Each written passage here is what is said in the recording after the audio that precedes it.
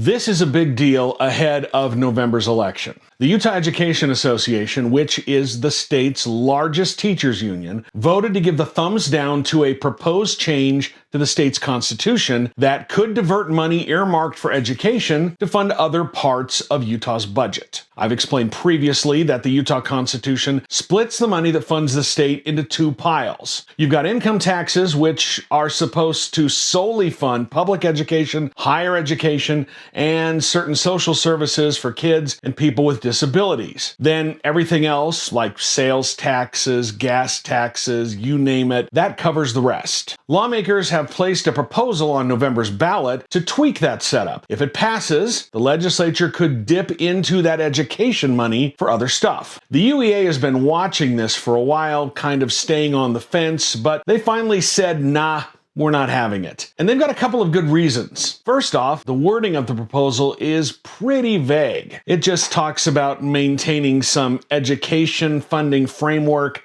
but doesn't get into specifics. The UEA had hoped there would be some clearer language approved during the 2024 session, but that didn't happen. And then there's the issue of lawmakers already rating education funds. Utah's been scraping the bottom of the barrel when it comes to per pupil spending, ranking near the bottom nationally. Lawmakers have been slashing income taxes left and right, which just means less money for schools down the road. Since 2022, the legislature has cut taxes by $647 million.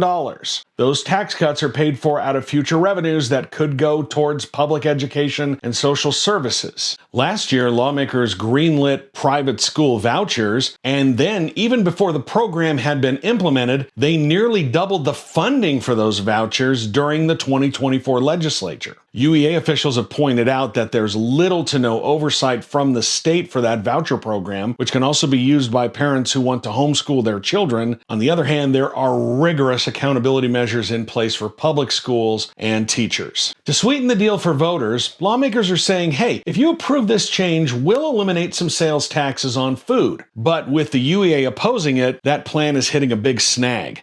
You see, Utahns have a history of siding with teachers over politicians. Back in 2007, lawmakers approved a private school voucher program, and the UEA rallied their membership and voters listened, and they overturned vouchers at the ballot box. In 2018, there was talk of hiking taxes for education, and lawmakers struck a deal to avoid that. A group called Our Schools Now, which was made up of influential community leaders, planned to put a tax hike to boost education funding on the ballot. There was a very good chance that that proposal would qualify for the ballot and pass, so lawmakers brokered a compromise that guaranteed some funding increases for public education. So yeah, this battle between lawmakers and teachers is heating up again just in time for the 2024 election. Let's see how it plays out.